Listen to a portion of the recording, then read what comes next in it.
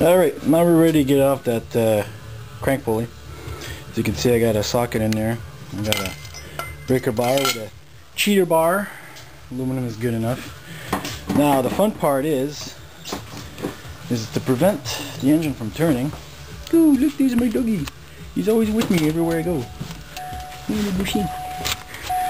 put in 5th gear. He's sniffing the camera. Oh, he's a bushy. Don't you think I like Tim Hortons coffee? Oh yeah. That's not all in one day. That's during the week. That's when I go to work. What I do is I use the snow brush. What I do is I stick it on the gas pedal and I wedge it between the seat here. And then I pull the seat forward. There we go. Hey, little doggy. He doesn't look too happy, does he? Anyways, brake lights are on. Here we go. We're in 5th gear, eh? 5th gear? Yeah, 5th gear. We'll soon find out. Car will roll bites, so this is the fun part. So we need brute force. Here we go. Here the car. Oh! Oh God! Hear the brakes in the back? Hold on a second. This is not right. I gotta do something here. Gotta get more leverage going on here. There we go. Car's moving forward. I don't believe this. God, it's going backwards. There we go. There we go. Off she comes. Got her. Gotta watch the rod. I've dented a couple of times the rod, which isn't good. But anyways, that's my problem, I guess. Put a piece of wood or something, or cardboard, just to protect it. Here we go. This beauty in here. Grab the camera. Look down here. And there we go. Just turn it. She came loose. So all I have to do now is take that nut out. God, I'm all thumbs today. Not enough Tim Hortons coffee this morning. And a long nut. I use a long socket because you don't have to stick your fingers in there. It's much easier. There we go. Almost coming out.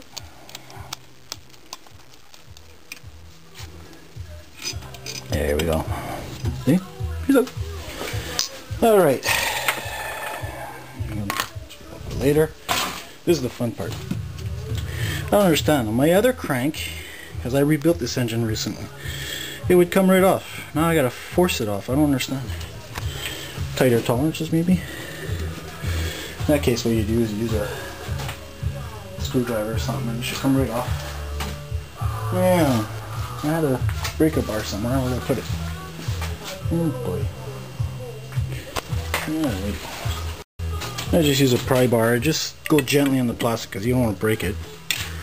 If I can get it in there. Oh boy. Kind of hard to work with one hand. One-hander. And it should be able to come off. You should be able to see it coming off. But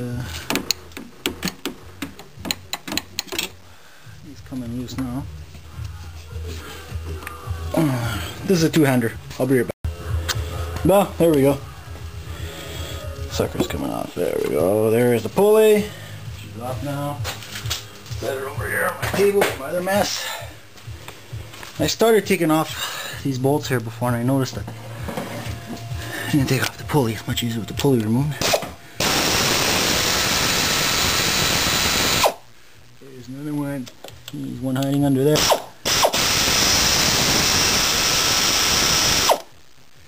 One there.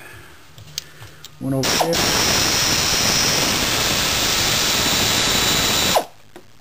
One here.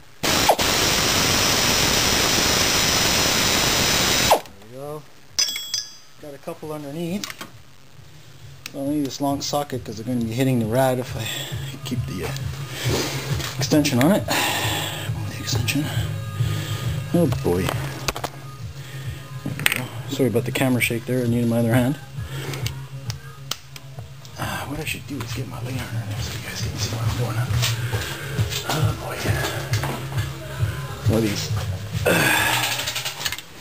Oh, great. That came unplugged. How come? Oh, alright, now we're underneath. I'm going to get these 10mm bolts off. I have to let the light warm up like a diesel. It's one of those fluorescent compact, what do you want to call those light bulbs there? Sorry if it's noisy, but too lazy to do it by hand. Another one.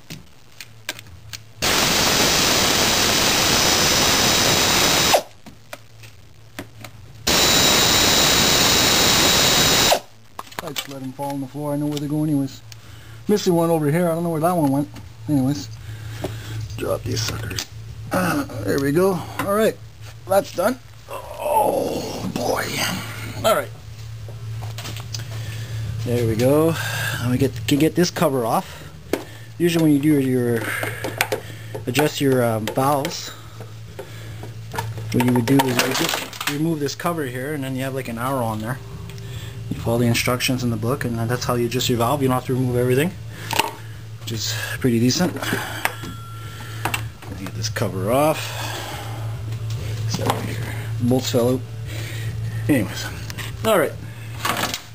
Get that light out of there. So there you have it. You got the timing belt.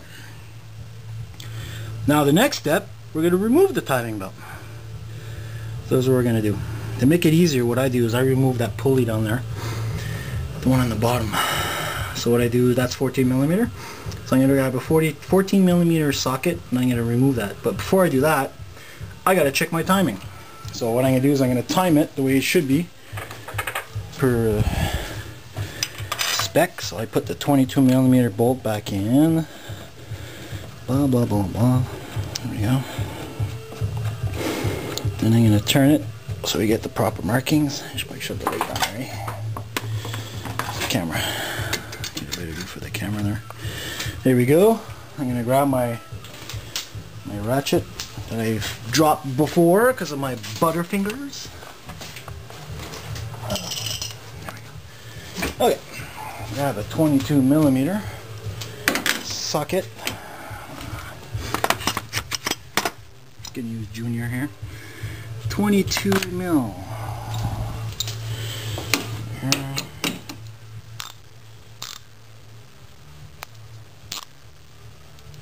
Yeah. So I'm going to turn it clockwise because I want it to turn. Okay, so here we go. Timing mark is there. On the other side. Oh yeah, it'd be helpful if it was out of gear. Doggy. Here's my little doggy. Sleeping in the car with his daddy. There we go, brakes out. Take it out of 5th gear. Now I'll be able to turn the engine. I always do that, I don't know why. Anyways, there we go, now she's turning. Now what you want to do is get that timing mark at the 12 o'clock position. And see, the other one is not. They're at the 6 o'clock position. If you can see with the camera. There's the timing mark right there. It's at 6 o'clock. So I gotta turn it one more turn. And you got compression going on, so you just ease her through slowly. Let it bleed off. There we go. Are we there yet? I think we're there. Light doesn't help. Behind. So what you do is you put that timing mark, the blue paint, and there's a mark underneath the blue paint with the notch in the plastic cover here. This notch right there. Tweaks. If you look here, you got the timing mark at the top, which is here. They usually put blue paint on it in the factory.